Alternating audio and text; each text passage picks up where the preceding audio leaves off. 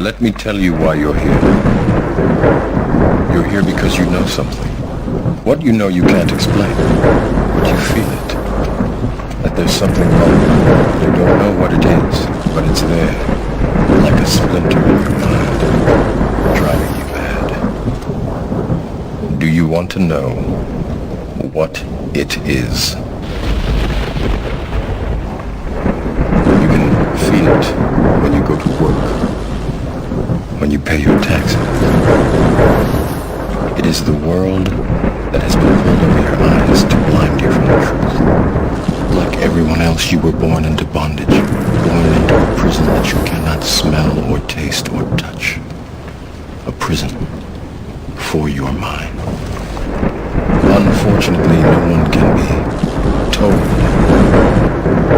You have to see it for yourself.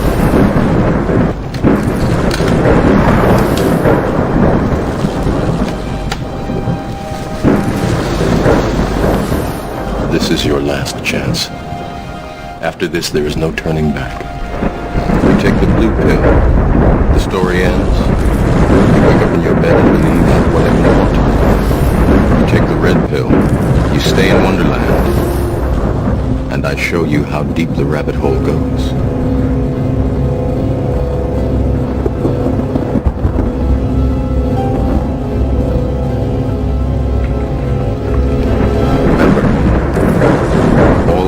Is the truth, nothing more.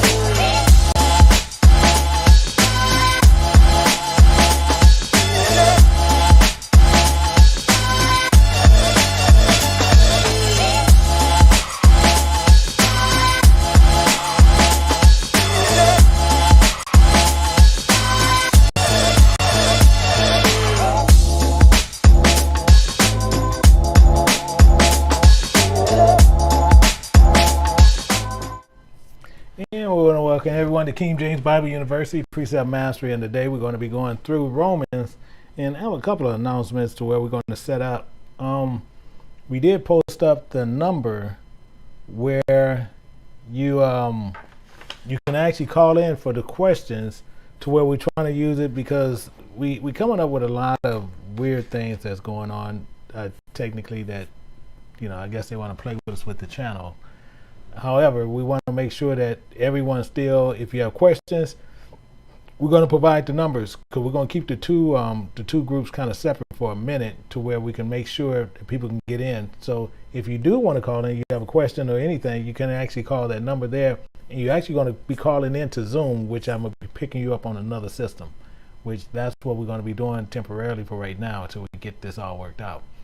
And then on the other part, we want to make sure that if anyone from yesterday, from the teaching yesterday, we had some things that went on. They other issues that they had. So they had turned off one part, and then they had just the comment section. They did it perfectly. I don't know how they did that, but they made that one part, and then they did it another way this morning. So what we ended up doing, we put the other one back up because now it's in its entirety.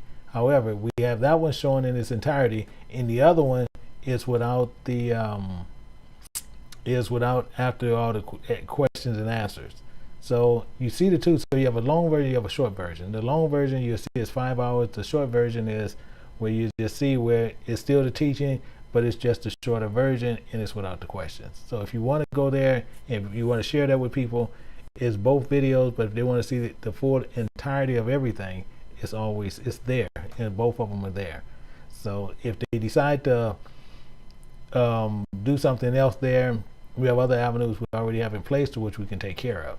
However, that's the way it's set up for right now. Two, we have another issue where we have people where going through some of the texts and some of the emails that we receive, where we have people who are still trying to say that how Mexicans are. But the main thing is, you can go through the research and you actually do it, and you can actually see that for yourself. And the same as I was speaking with the elder this morning, same thing I let him know, is that we have to remember where those people travel from, because they travel from Spain. As I was telling him, they traveled from Spain and they came over here into the Americas. And as they came over to the Americas, they spoke Spanish. So if they spoke Spanish, why is it that they weren't speaking Hebrew, but then you have the indigenous people here speak their language in the Indian, and why are they speaking Spanish and they come from Spain? Why they should be speaking Hebrew, but they actually speak in Spanish, which is now they speak in what the Spaniards now say, they speak a broken language of Spanish as they do here, the same as we speak a broken language of English as we do different from the people from England. So it's one of the same things. And we have to remember all the time that, they came way across, but it has no reason to where we try to show something that's different, or we try to do something that's personally going against nations or races or anything that matter. Main thing we're doing everything to prove according to the scriptures on what the scripture actually says and what's true in scripture, not sitting there trying to prove a point based against that. But the main part of it is we have people out there that's faking what truth is, and that's what the problem is. So with that, the same thing, we got it open to where if they ever want to sit there and they want to talk, they want to bring it up, I'm more than welcome to where we can give them the floor and they can actually show what they have. However, I already know you can't prove it because it's already shown there. And you can't use rocks and all that stuff because that stuff is already there. So what we're going to do now, we're going to pick up from Romans. We're going to go through it, and as I said, we providing a number to where if you want to see what is going on and how everything works, far as if you have a question based on something in here, you can actually call in, and those numbers are there. So I have those numbers there to which you can use those numbers, and you can dial right in, and then you can actually ask the question, and everybody can still hear you. So we're doing it in that fashion to keep a lot of stuff from going on. But what we're doing, we're going to pick up from Romans from last week. And I need to move this over. 1 second, you guys. And we need to pick up from last week on what was happening.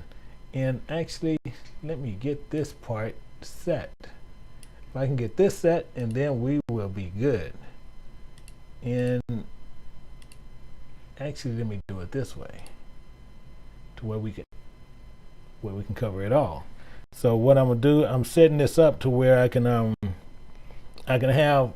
pull it over here on one side, and I can do the other side the same way.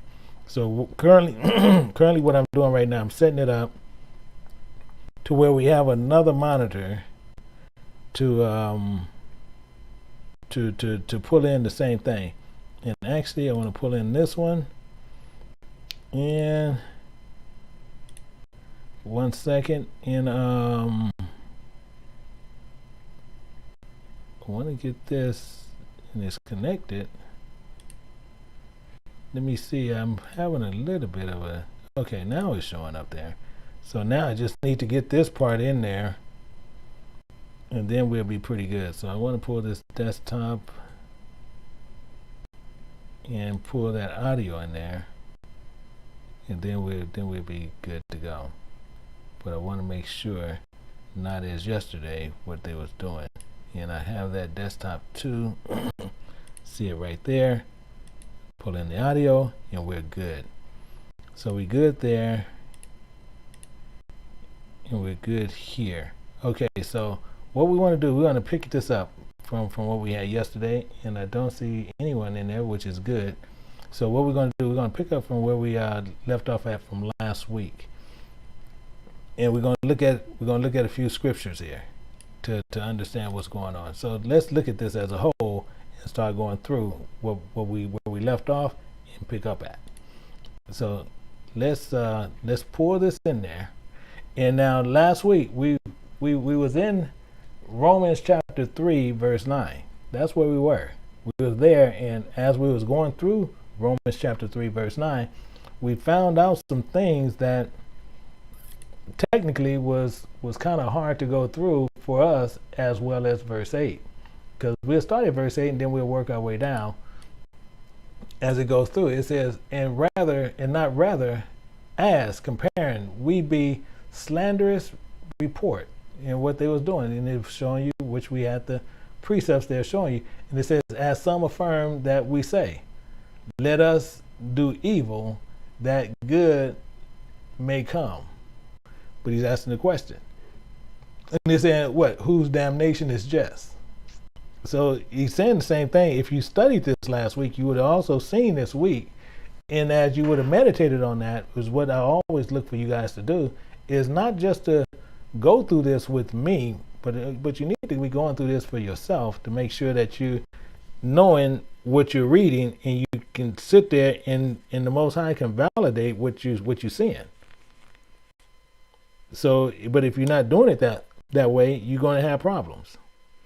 But you seeing what he's saying, whose damnation is just. So you have people who are going to be doing slanderous reports, and as Paul's saying, their damnation is just. It's justified, and that's what he's seeking for to happen to them. But then he says, what then?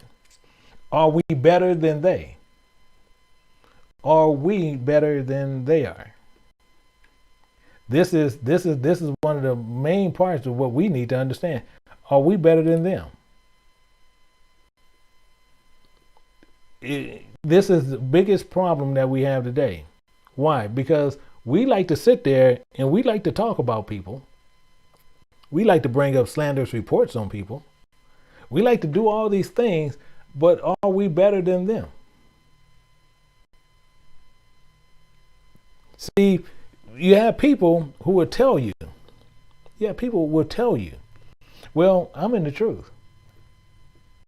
Everybody else is nothing. I'm in the truth and they are nothing now. You know, it's the same term I use, and I sit there and I tell you, a Christian, which means nothing but stupid, and people calling themselves stupid, they're nothing pertaining to what they're worshiping. But are we, or me, am I better than them? Because they profess they're Christians, even though Christian means stupid. Do that make them or make me better than them? See, these are the questions we have to ask, not just people, but we have to ask ourselves. We quickly want to judge, but not be judged. So the question is, what then? Are we better than they? No, in no wise. Why? For we have before proved, both Jews and Gentiles, that they all are all under sin. Why? We all in flesh. Every one of us. So how are we better than them? But we quick to where we had the truth, and you have fools even out there where they call themselves they teaching truth, still teaching a lie. And then the worst part about it is they get people of other nations, and they got the videos out there, and they having people kissing their feet, acting like they're better than them. Didn't they dislike it when they felt that they was better than them? They didn't like it. They sit there, even made depictions. They'll sit there and put up signs. White drink here and blacks drink there. They didn't like it. We used to have to go to the back to pick up our food. We had to go to the back of the bus. Something between a Gentile and a Hebrew. But we do this even within ourselves. This is what I'm trying to bring you to see. We do this within ourselves. We'll sit there and say, I have the truth and they don't, so I'm better than them. Are we? No. We're all under sin. Are you still in flesh? Are you in the kingdom? No, you're in the wilderness. So how are we going to sit there and say we're better than they are? Best thing for you to do is share the truth with them to help them to turn. This is why those scriptures are there, to help us to bring all of us under subjection of the truth. And it goes down where we pick up at verse 10. Verse 10 tells us. Verse 10 tells us, and it gets a little bit more deeper. Verse 10 says, comparing, as it is written, there is none righteous. No, not one. So when someone sit there and tell you, my pastor is righteous. My bishop is righteous. Some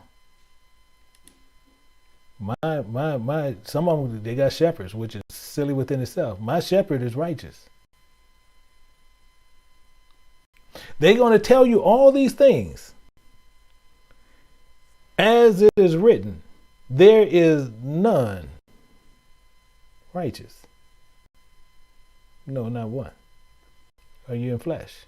I'm going to go back to that every time. Are you in flesh? If you're in flesh, you're under sin. How will I know? Because it tells you right up here. It tells you right up here.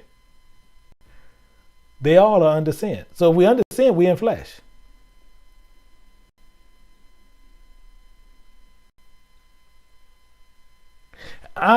See, this is the biggest problem on what we need to understand when Paul is speaking.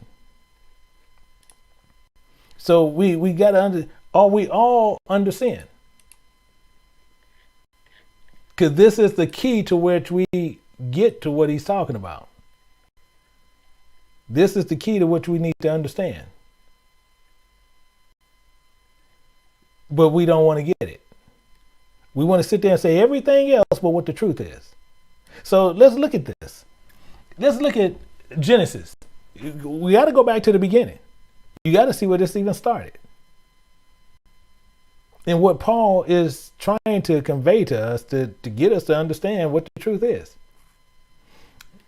You see here where he said clearly. He said in Genesis chapter 3, verse 21. This is just for us to have clear understanding in knowing what Paul is saying. We're all under sin. We're all under sin. So we're all under sin. That's why he says, unto Adam also, and to his wife, did Yahweh God make them coats of skin and clothe them. So you can see it. Why? Because thorns and thistles shall bring forth to thee, and thou shalt eat the herbs of the field. In the sweat of thy face shalt thou eat bread till thou return to the ground from out of whence thou taken. From whence thou taken. For thou art, for dust thou art, and dust thou shalt return. So It's not rocket science. This is not rocket science. It's Paul trying to get you to understand that we're all under sin. Nowhere close to rocket science. But if we're all under sin, why in the world we try to sit there and say that we're good? And there's none righteous. This is the point he's actually making. But people go in there, teach Paul, and it's everything from what they see from their perspective, not according to precepts, but from their perspective. Everything is good. You're under grace. How are you under grace and he's saying there is none good? So if none good and you recognize what you're doing not right and you turning from your wicked ways and do right, that's one thing. But you have many people going to sit there and say, I'm going to let grace abound to where I can sin more. And I live under grace. So how is that true? So we need to look at some things. We need to look at some things and get them all correct. So this is what we've been brought to. This is what we then came down to. So we need to look at a couple of things to find out, is it true? So where did Paul get that from? Let's look at this. We're going to go to Psalms. We're going to look at Psalms. We're going to look at chapter 14, and we're going to pick that up at verse 1. It says, the fool has said in his heart, there is no God. So one thing, if we feel that we're righteous and we have our own righteousness, what Paul been saying all the time, because we have developed laws and statutes for our living and think that we're good and not according to God. Paul just said, we just went through that last week. Just went through it last week. And last week, he's sitting there telling us exactly what we was doing. But we'll sit there and you see right here, the fool says in his heart, there is no God. So if you're sitting there thinking that your righteousness exceeds the righteousness of God, then you are a fool. And you can go right back and look in chapter 3 and you'll see where Paul talks about that. As soon as you do that, you equaling yourself to God. And it tells you more in here in chapter 14. It says, they are corrupt. They have done abominable works. There is none that doeth good. Now we see where Paul got that from. But you're going to see where Paul got it all in context in all what he did. But this is where Paul pulled that verse 10 from. And it said, the Lord looked down from heaven upon the children of men to see if there were any that did understand and seek God.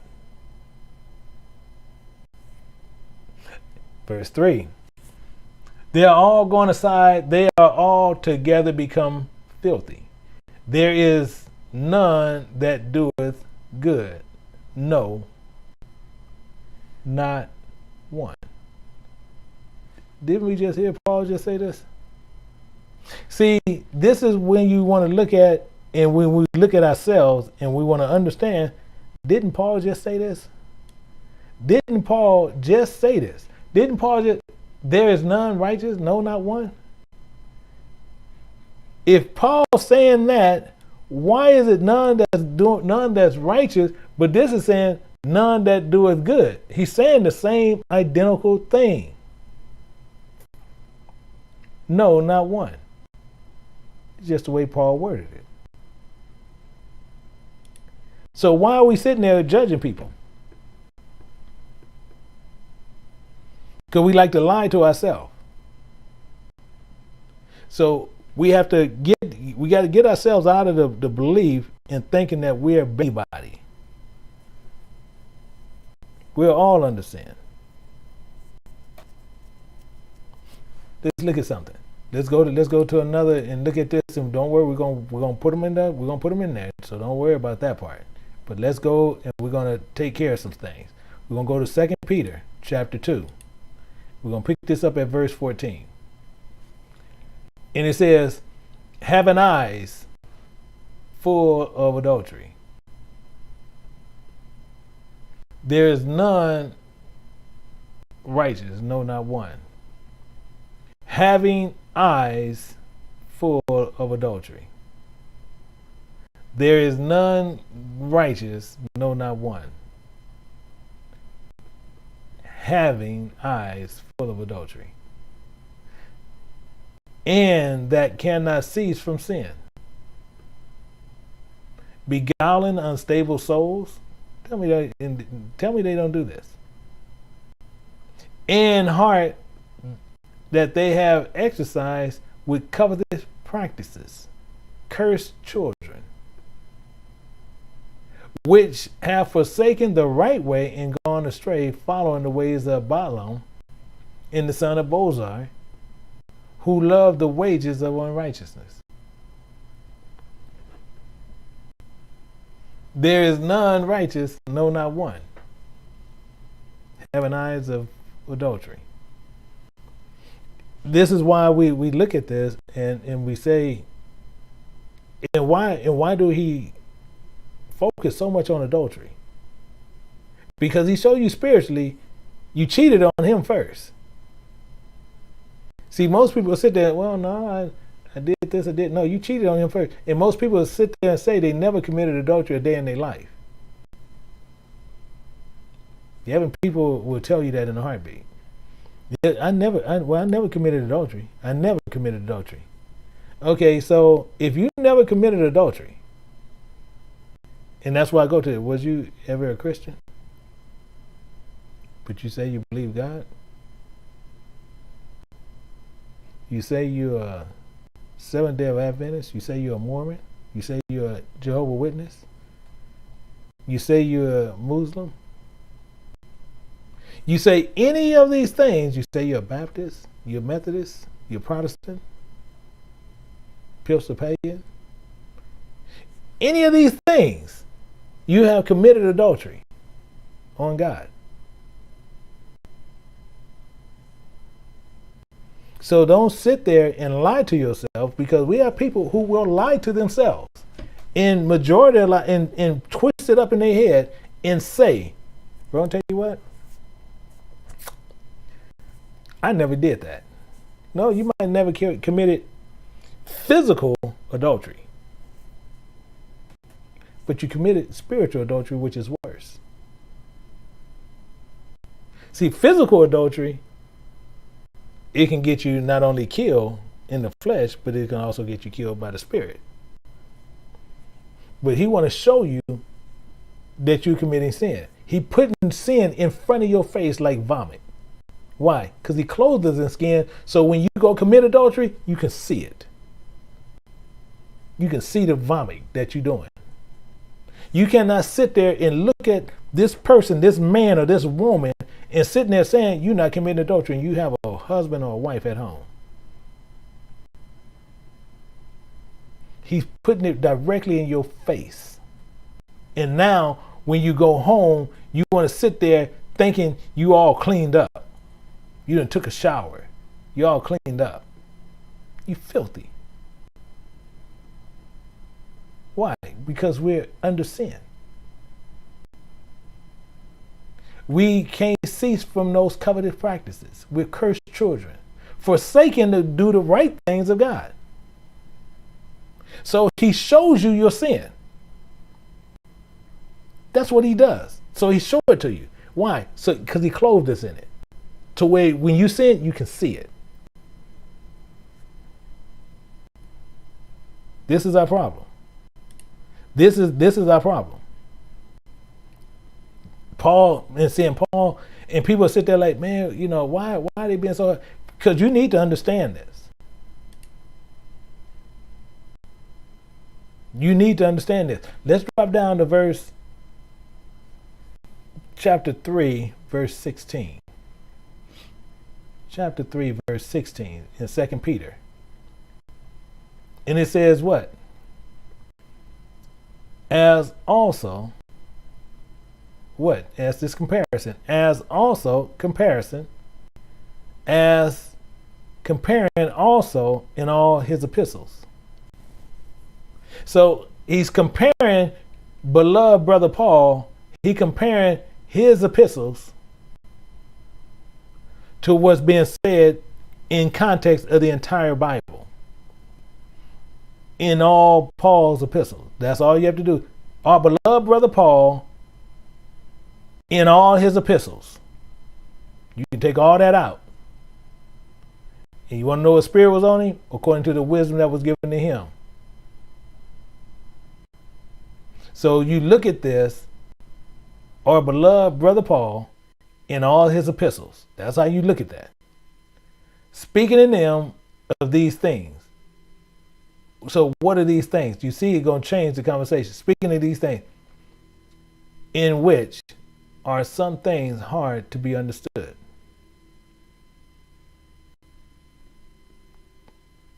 This is a comparison of what we do. Meaning what? Which they that are unlearned and unstable that wrestle.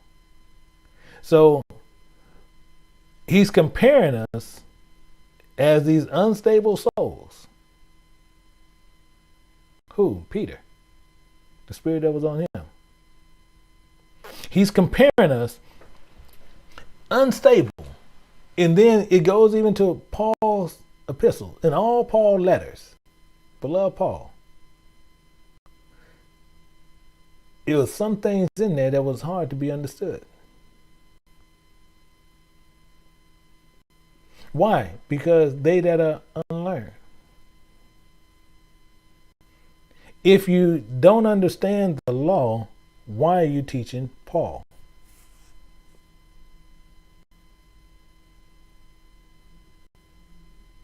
Because you're going to wrestle with those. And he's telling you that in what they do. They teach you to go deeper into sin. They teach you to actually practice unrighteousness. Exactly what Paul is talking about. As it is written, none is righteous. So if none is righteous, we need to make sure we are learned, not unlearned, but learned in the law. Because we're not learned in the law, you unlearn, you're unstable, and you're going to wrestle. Why? Comparing, they do also the other scriptures unto their own destruction. Why is Paul saying that? Why is he saying it even in this fashion? He's letting you know they're going to do other scriptures. As you say, we have these fools out there that even teach the same thing as we go through. They always want to hold to many wives. Committing adultery on their first wife with these other women. And they sit there and they base everything based on what other flesh they see in the Bible done. They base it on David. They base it on Moses. They base it on Solomon. All flesh going to die. Did the flesh profit? No. The flesh profiteth nothing. But you having fools to tell you you're going to see these people in the kingdom. That flesh is not going to be in the kingdom, but then God judges the heart.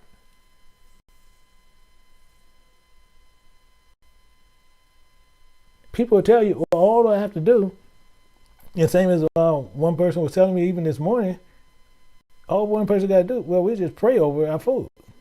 We eat the unclean food, and all the people have to do is just pray over it. Even though they know they're wrong, but they just pray over it.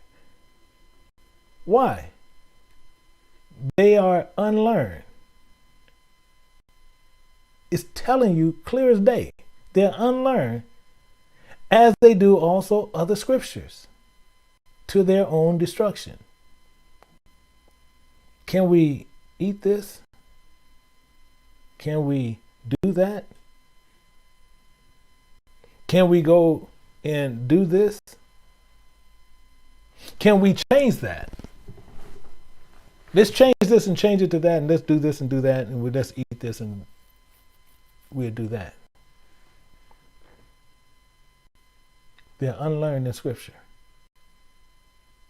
They're unlearned in Scripture. The direct comparison of unlearned. The direct comparison of unlearned. Making them what? Unrighteous. Unrighteous in Scripture. Unrighteous in knowing what the truth is. This is our problem today. So we need to put some precepts in here. As it is written, there is none that's righteous. So we're going to put in Psalms. Let me put that in there. Psalms 14, verse 1 through 3. And then we also have 2 Peter 2, 14 through 15. And then we're going to also do 3 and 16. And I want you to save it. Click the save that down there. And we're going to go down to verse 11. So we know there's none righteous. We like to sit there and put ourselves on these pedestals. See, most people sit there, well, I know the truth. So since I know the truth, I'm good. I'm better than this other person now. No, you're not. You have a knowledge which now you're more required to help someone else to see the truth.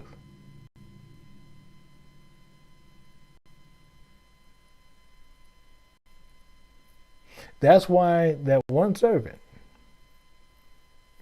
that hid that money, he was called a wicked servant because he took it and hid it.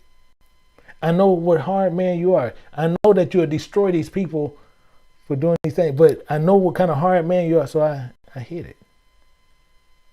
The other one had 10, he went and gained 10 more. The one had 5, went out and gained 5 more. On another one, yeah, one had 2, he went out and gained 2 more. One had 5, he went out and got 5 more. The one had 1, he buried it. He buried it. And you think he was righteous? He's going to give him back exactly what was given to him. He's going to give him exactly back that. So you're going to get the truth and you're going to keep it to yourself. These are the things we go through. There is none that understandeth. There is none that seeketh after God. Why is he saying that? There is none that understandeth. So there is none that understand God. This is something that we have to really check out. Is that encompassing everybody? Is this talking about everybody? There is none that understand that there is none. He keep emphasizing on none. None. This here, he sitting there telling you plain and simple, none.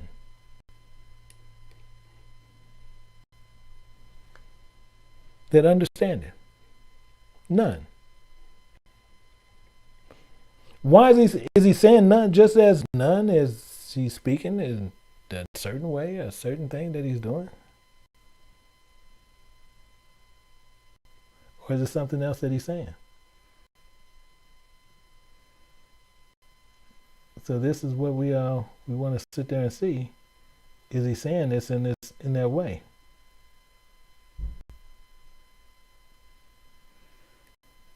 That's what we want to understand. So we have to find out. Is there any? Is there none that do it good? So he's just mainly quoting something that is going on that's actually going to get into. Because he's setting us up for something else. He's setting us up for something else. So whenever you see that he's doing it in this 4-way, there is none that understandeth. There is none that seeketh after God. He's setting us up for something big. And we're going to find out what it is, but that's a setup. So we got to find out part of what's going on. We're going to look at it. And then we're going to find out what he was actually setting us up on. We're going to see how he was actually setting this up. So let's look at this and see how this is being set up. We got to look at it, see what he was doing, and see how this was being set up. So let's go to Sirach, and we're going to get some information. Let's go to Sirach. We're going to go to Sirach, and we're going to go to chapter 3. In Sirach, some people are going to have for you guys going to be Ecclesiasticus, but it's Sirach. We're going to go to Sirach 3 and verse 3. We're Paul grabbing this stuff from. A man of understanding trusteth in the law. So a man of understanding trusteth in the law. You're going to trust in what God said. I don't care what you do, whatever's going down, you're going to trust what God said. This is just for understanding. And it says what? And the law is faithful unto him and as an oracle. So this is what we clearly know. See, this is what you do know. So you have to trust in the law to understand God. But watch what happens. We're going to go to Job.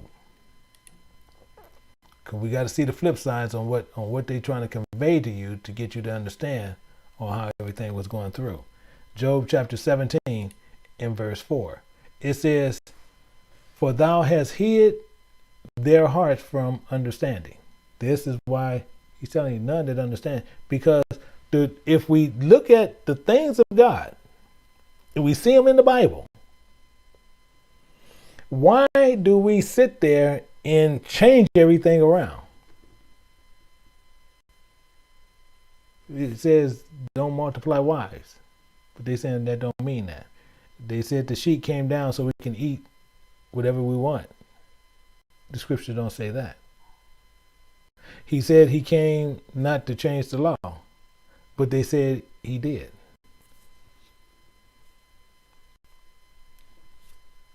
And there is none that understand it. 3 little key things. Jesus is God.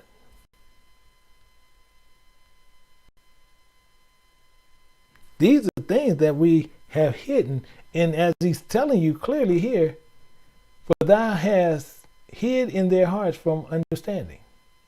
Therefore shall thou not exalt them. Meaning what? You're not going to be translated into the second stage of eternal salvation part. You're going to be in eternal damnation part.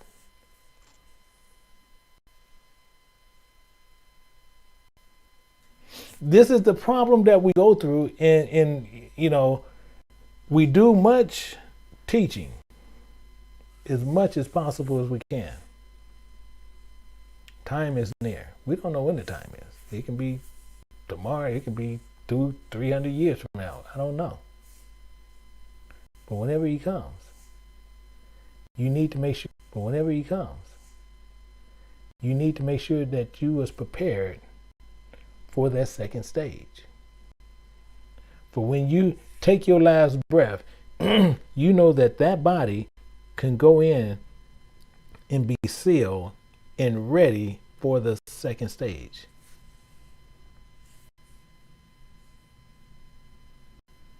But many of us going to miss this because he's telling you, therefore, if you don't have an understanding heart, where did he write his law? He's telling you everything all the time and never changed nothing. So if that happened, therefore shall thou not exalt him? If you don't understand it, and people say, well, I don't understand, but I learn as I'm in the house. It's not going to happen. And our biggest problem is this.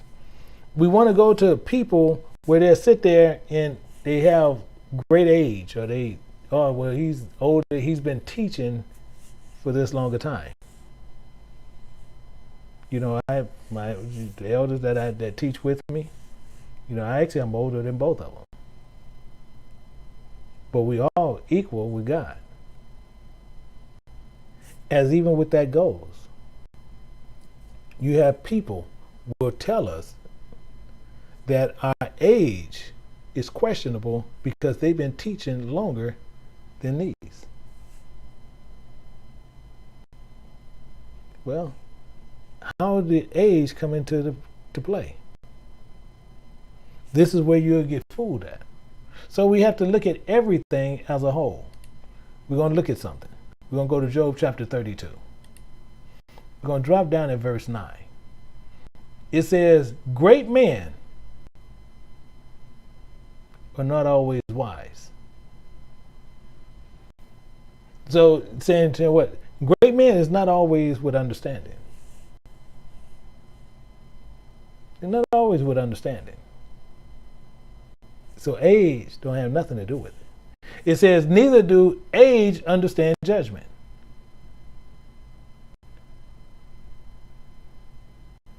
This is how we understand what's going on. So most people will always put age on what they do. Well, I've been preaching for this long. It doesn't matter. I get many people that sit there, hey man, how long you been in the truth? What does it matter?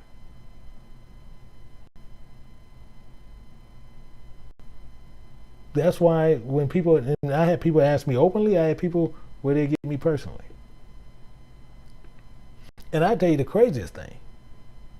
The craziest thing is this, and this is really, it's on subject but off subject. The craziest thing is this. Don't you know not one elder that's with me never asked me that? Never. Actually, I never asked them that, but I never asked them, they never asked me. Never came up. But you have people who try to use those things and as such to judge based on what?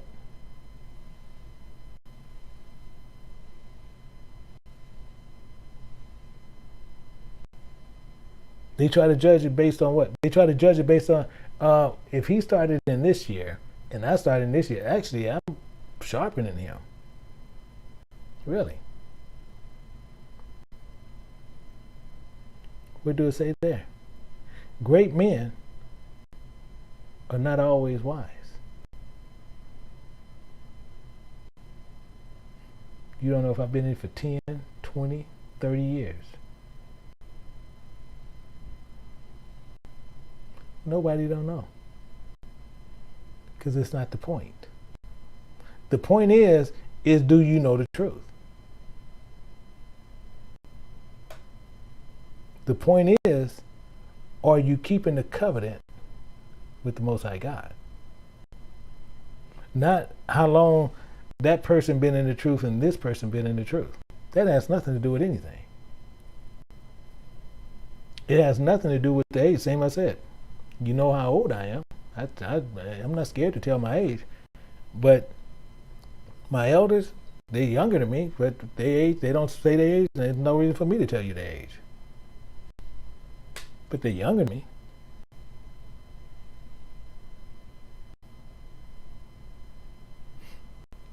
Do it justify me better than them? No.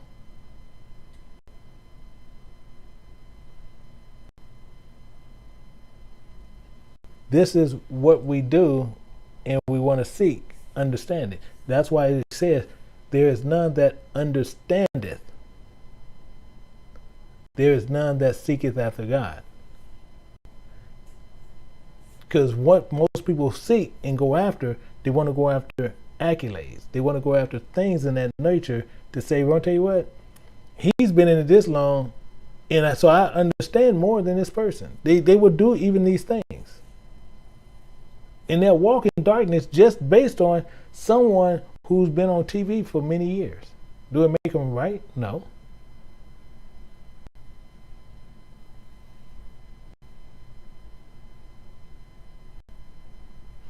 Great men are not always wise.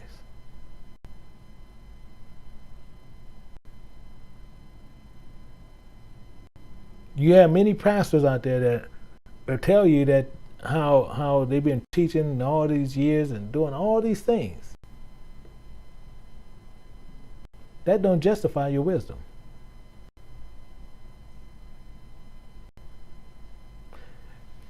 Let's look at some more. We got to go through more of this to really, because I want you to really just understand how this is really going through. And it says, they know not, neither will they understand. They walk on in darkness. All the foundations of the earth are out of course. Really? Really? They know not, neither will they understand. They choose to walk in darkness. They choose to walk blind. They choose to walk blind for light.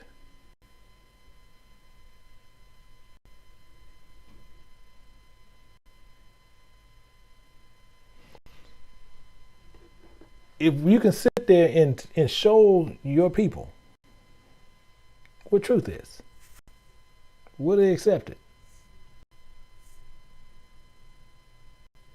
Will they accept it based on who it's coming from, or are they going to accept it based on what's being said out of the Bible? The first thing people going to do is going to judge it based on who it's coming from.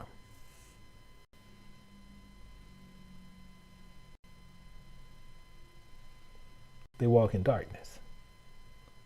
Because he said out of the mouth of babes.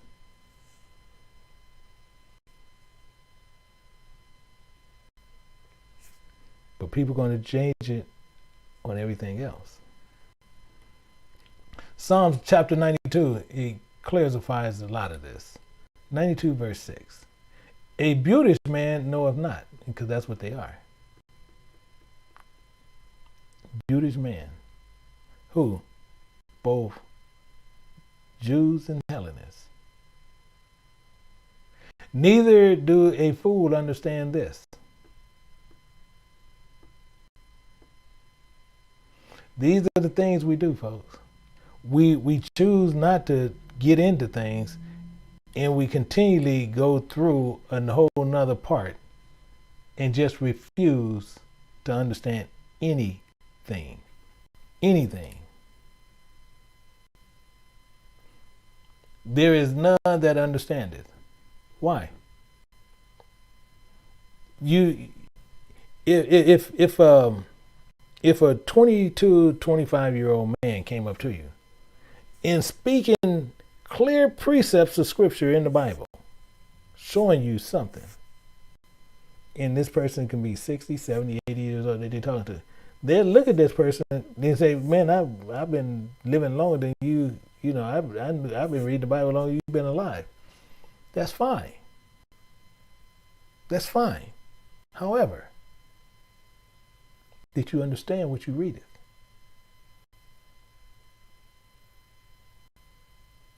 Did you understand what you read?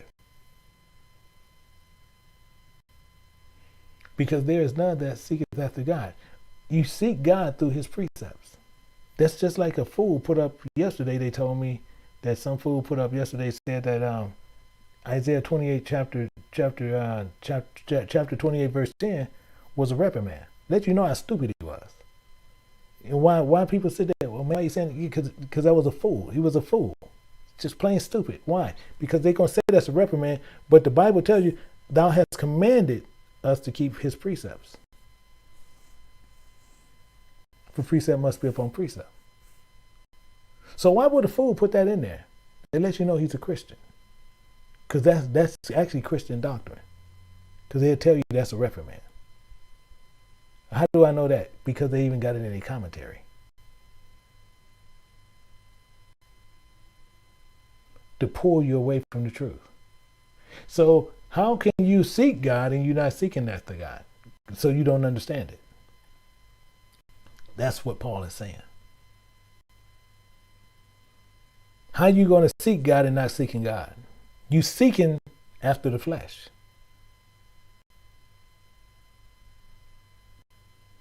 So there is none that understand it. So that's why we have to see the flip sides to understand how Paul is laid this out. We're gonna put in Sirach. In 33 and 3. That's the flip side. But we want the other ones here. We want Job 32 and 9. We want Psalms 82 and 5.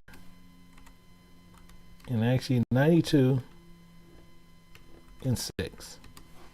Before we move down, if we have any questions, you're more than welcome to call in, or you may let me see, or you can actually post up your question, but you're more than welcome to call in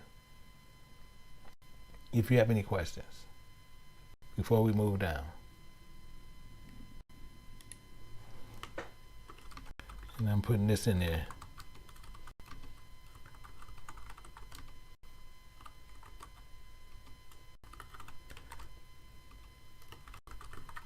Let me put this in here.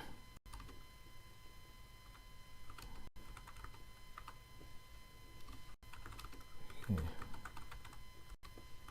So I'll put that in there to let you know. So if you have a question, you can please call or you can post it. And then if not, if I don't get no post or no call, I'm going to move forward. But this is what Paul was trying to convey to us. This is what Paul wants us to see. This is why it's very important to where we do what we need to be doing. And right now we're not seeing anything so far. So it looks like we're going to continually just, we're going to move forward on what we have. To understand more so what was happening. So let's go down. We're going to go down to verse 18. Verse 12. And we got to look at it a little bit more. We want to look at it a little bit more. It says, they are all gone out the way. They are all become unprofitable. There is none that doeth good. No, not one. He's repeating what he just said. He's repeating exactly what he just said.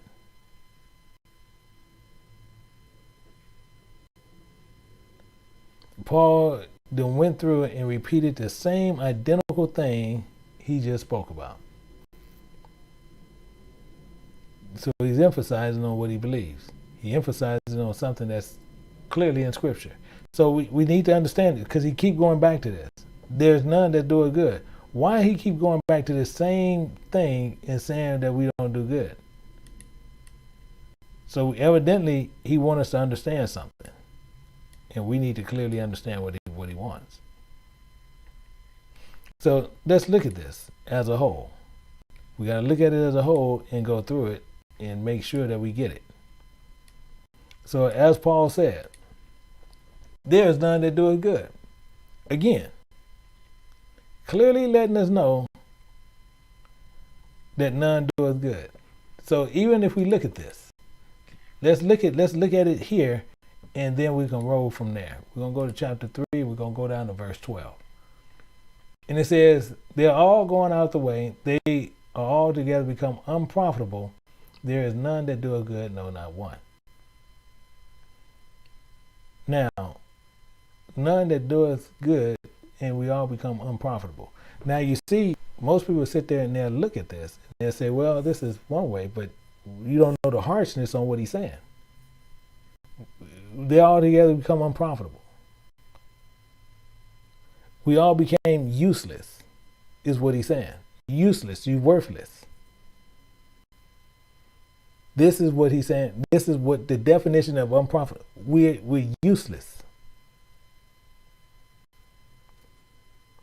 We are being rendered, our bodies is being rendered unprofitable, so useless to God.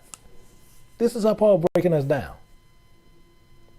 Just like I said, Paul, in our today's time, what we would call him a tactician. He is systematically tearing us down. And he tear down to build you back up.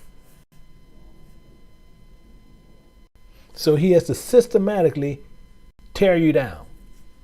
Point by point, by point, by point, by point. And he's doing it here. You see in the mastery of his work. He's a master of doing this. He's getting on us, but I'm looking at the artful way that Paul has to just artfully just tear you down. They are all going out the way. They are all together become unprofitable. So how do we understand why he's saying it even in that fashion? He got us on two things that he talks about in other places, as he even talks here. So as he's sitting there having this conversation, we know a couple of things. We know a couple of things about Paul on what he does and where he's going to catch you up at. As I say, always keep the Bible as a whole. When you don't, he got you.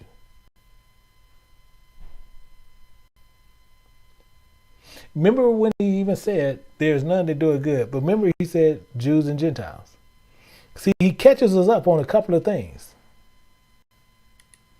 He catches us on a couple of things. And we got to see why he's catching us on these. And we not picking them up. So when you keep the Bible as a whole, we can understand what Paul is talking about as a whole.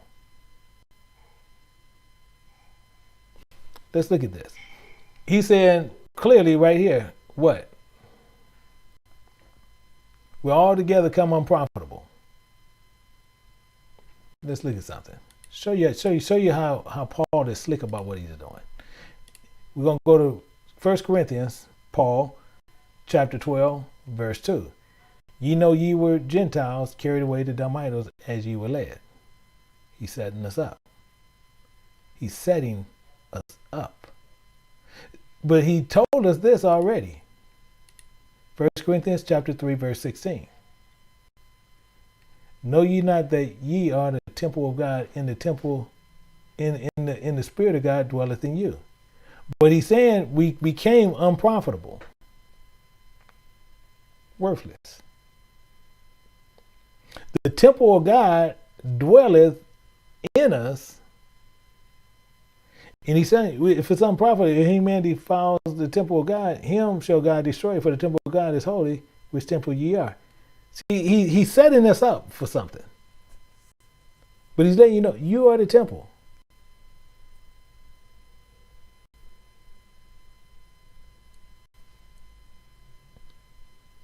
And if you're worthless, we know these things, to which we'll see where Yahweh speaks on this. Speaks on this very thing when we are unprofitable. And he's telling you not your what you're doing out there, but what your belief is. It's unprofitable. Because your belief is going to bring about your works. Meaning this. We're going to go to John chapter 15 and verse 6. If a man abide not in me, you have to abide in him. He is cast forth as a branch, and is withered, and the man gather them and cast them into the fire. They are all burned. Why? Because they are unprofitable to him.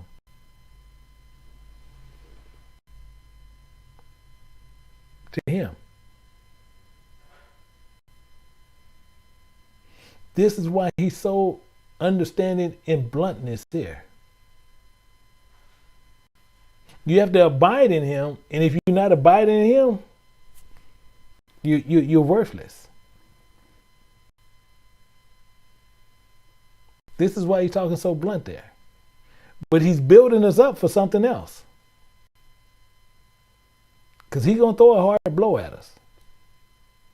What I told you right from the beginning. He's setting us up for something. But Paul he had to pull this craftily to where he can keep you there and not run you away.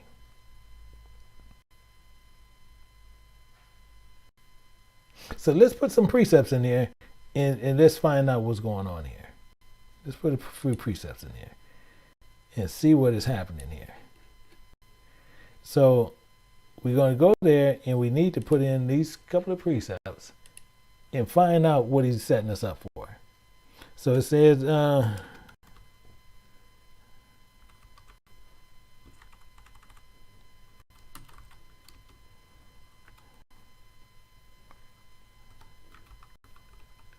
become useless. Actually, yeah.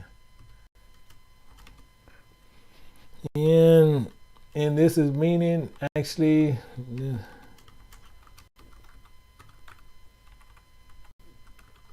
our bodies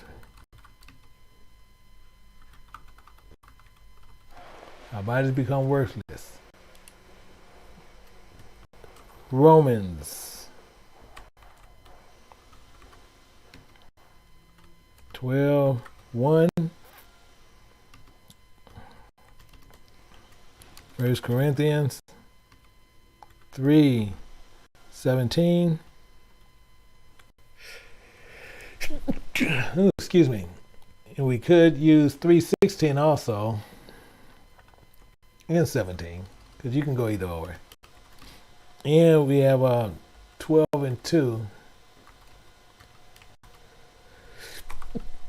Excuse me. 12:2. And we have John 15 in verse 6. This is, he's saying this, we become useless. Our bodies, we are all going out the way. We became useless to him. And our bodies is supposed to be the temple of God. This is what Paul is physically telling us.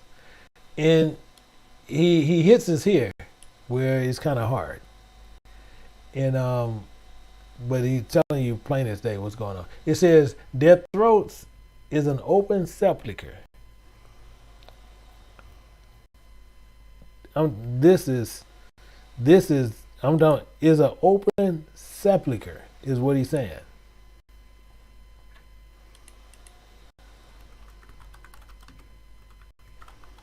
Are you seeing what he's saying there?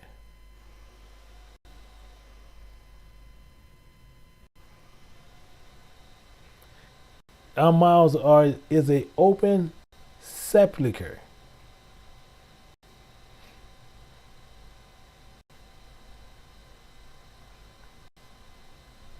Meaning what?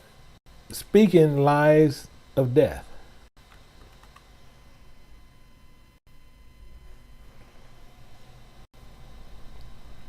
Are you following me? If our mouths is an open sepulcher, what is that saying? I'm going to show you one place where he's pulling this from. Let's look at this. We're going to see one part of this. And then we're going to start pulling the precepts to pull it.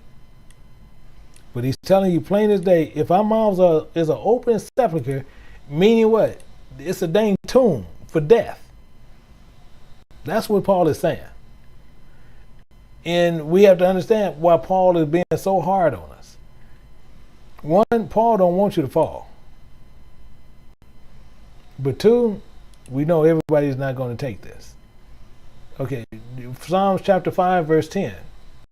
It says, destroy thou them, O God. Let them fall by their own counsel. Cast them out in the multitude of their transgression. For they have rebelled against thee. That's what Paul is saying that.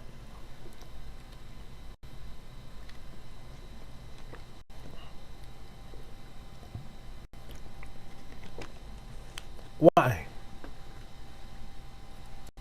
Why? All you got to do is go up. For there is no faithfulness in their mouth. Destroy them, O God. Their inward parts is very wickedness. Destroy them, O God. Their throats is an open sepulchre. As I said, this is where Paul grabbing all this stuff from. Destroy them, O God. Let them fall by their own counsel. They flatter with their tongue. Are you following what Paul is saying here? See, Paul pulls this stuff and people just sitting there thinking Paul just saying stuff off his head. And Paul is letting you know he's not speaking he's speaking the words of the Bible.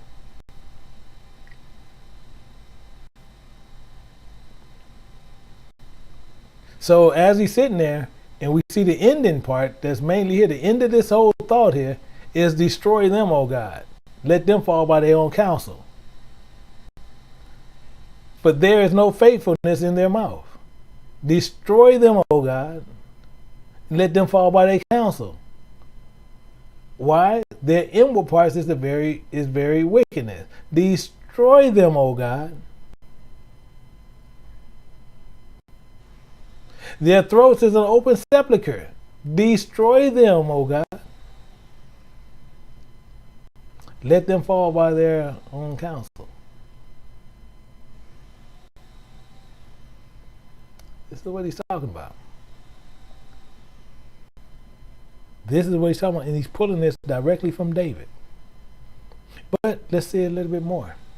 We're going to go to Matthew to pick up a little bit more on what's going on here. And why Paul is really trying to drive this home. We're going to go to 23 verse 27 and see what goes on. He says, woe unto you, scribes and Pharisees, hypocrites, speaking one thing, doing something else. Speaking one thing, doing something else. He says, for ye are like unto white sepulchres, appearing to be pure, which indeed impure beautiful outward, but are within full of dead man bones and of all uncleanness. This is what Paul is talking about. This is why we want to appear to be one thing. That's why I said when we even want to sit there talk, well, I'm in the truth. You want to appear that you have the truth, but then you want to denounce everybody else that don't have it. Our problem not with them, our problem is with God. Let's look at Judges. Get a little bit more. Judges chapter 8, and we got to pick this up at verse 32. Verse 32, and we're going to sit there and see what he says. And it says, in what? And Gideon, the son of Joash, died at old age and buried in the sepulchre. So this is letting you know where you're going. The example of a sepulchre. Are you following me? A sepulchre is where you're buried, dead.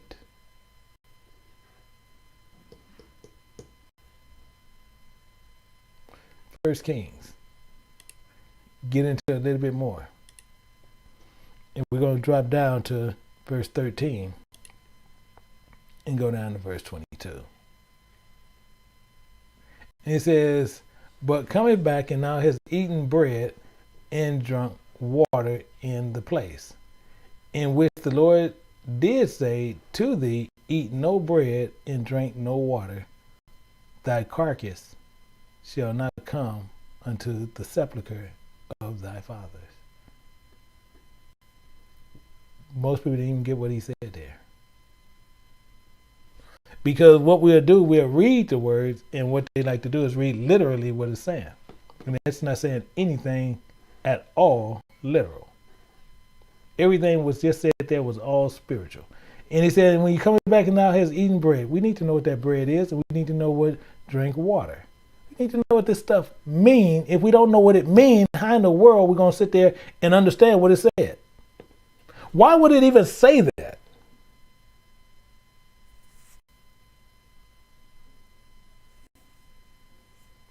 And we just talking about eating bread and drinking water in the place, which the Lord did say to thee. Eat no bread there and drink no water there. Thy carcass shall not come into the sepulchre of thy fathers.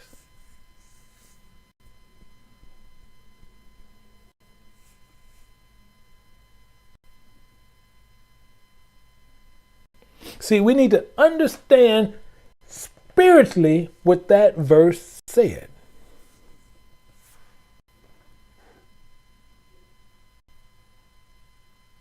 If we don't understand what it said, this is a clear precept on what he's talking about over on that side. Their throats is an open sepulcher.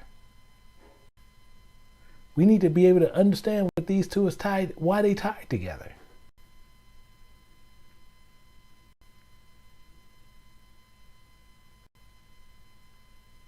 Let's look at a little bit more. And I know some people say, well, why are you not breaking it down? Because that's all precepts in spiritual teaching, which I teach in the back, and I don't do it in the front. However, we need to look at Proverbs chapter 26, verse 11.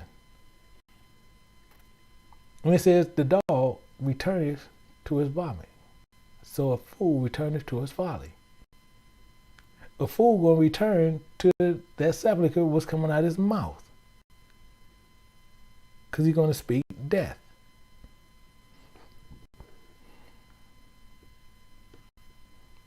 This is what we do. Let's look at another, Isaiah chapter 28. These are perfect places where we have to just really not just go through scripture, but understand what the scripture is saying. It says, for all tables are full of vomit and filthiness. There's no place clean, but they look clean. They're white sepulchres, teaching you something that's not of the truth.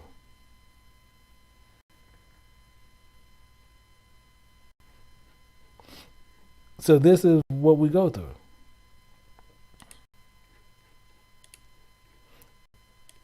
So let's put these in there, and then we'll open this up for some questions. Let me get those in there. Here we go. Just want to make sure that, okay, so we need to put in Psalms 5, 9, and 10. We need Matthew 23, 27. We need Judges.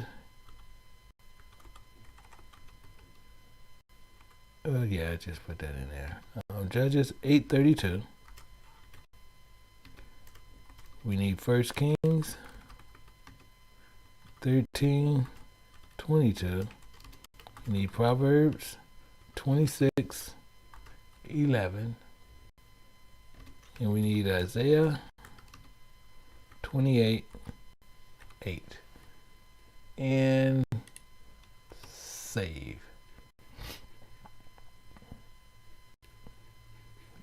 So we want to make sure we're getting all that stuff saved up. So now with that, we need to make sure what we are doing in here, and to understand what is going on based on these verses here. We need to make sure we doing what we're supposed to be doing. And I want you to go back and look at those scriptures. Actually, let me check this real quick.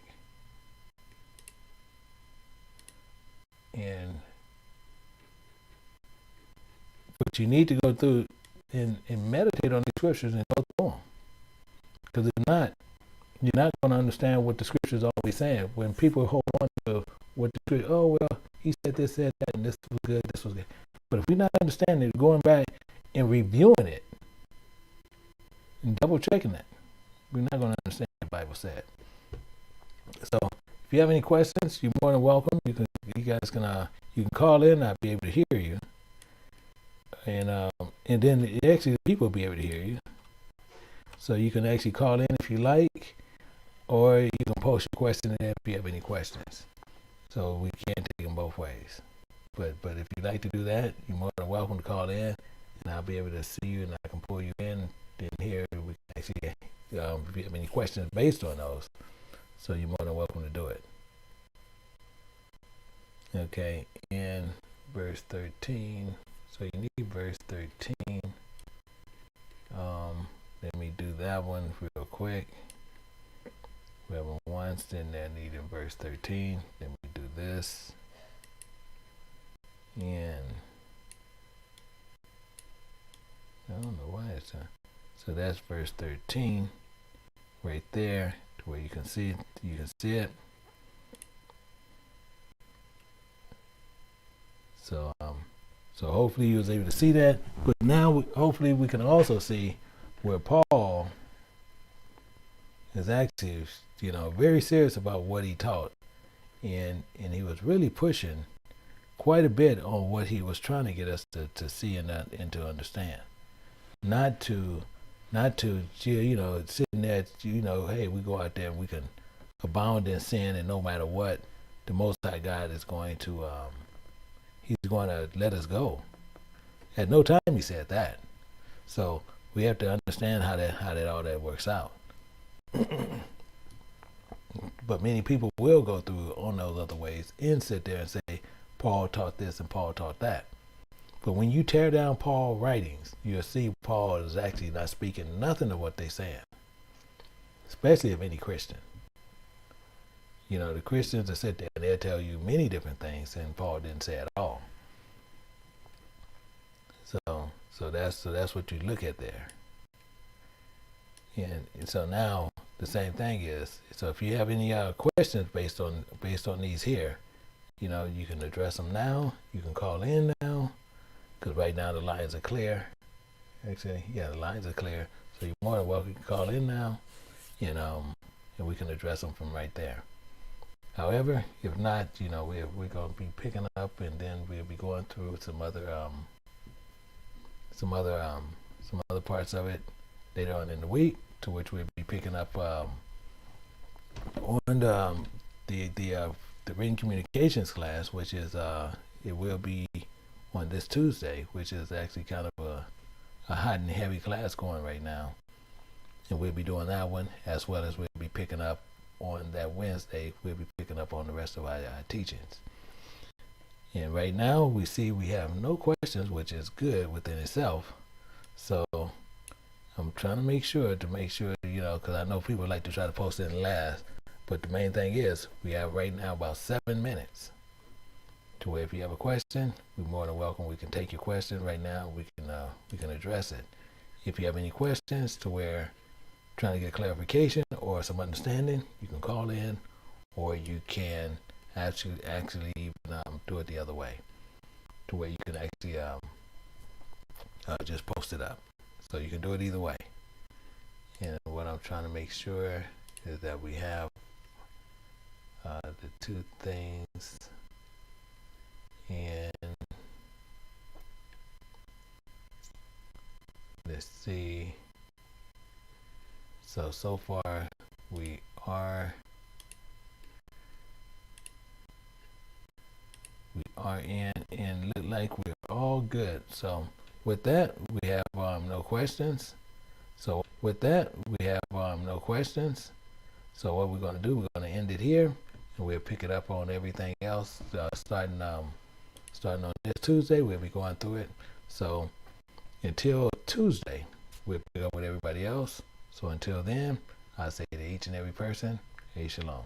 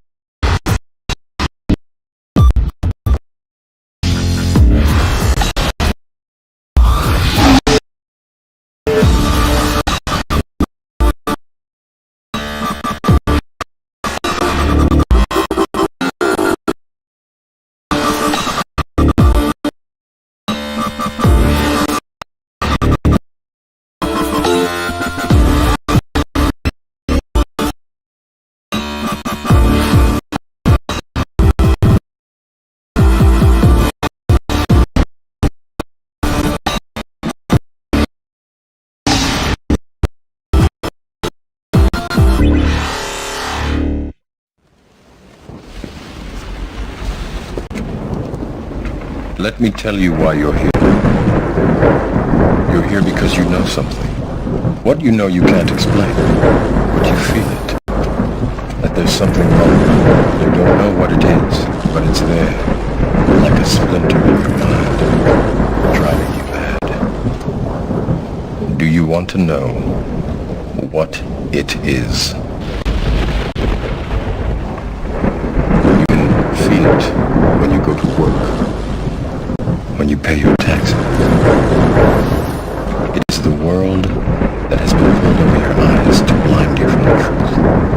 Like everyone else, you were born into bondage, born into a prison that you cannot smell or taste or touch. A prison for your mind. Unfortunately, no one can be told. You have to see it for yourself.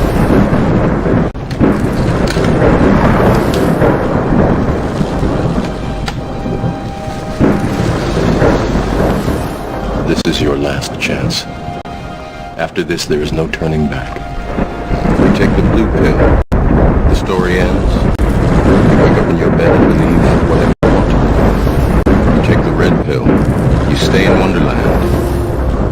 And I show you how deep the rabbit hole goes.